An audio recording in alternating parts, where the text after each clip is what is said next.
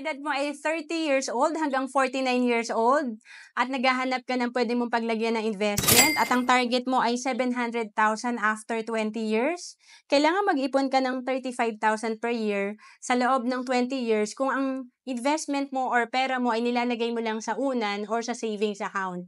Pero alam mo ba, pag marunong ka mag-invest kagaya ng sa Kaiser, na 7 years ka lang mag-iipon ng 35,000 per year instead na 20 years. At ang projected fund mo dito after 20 years ay 700,000.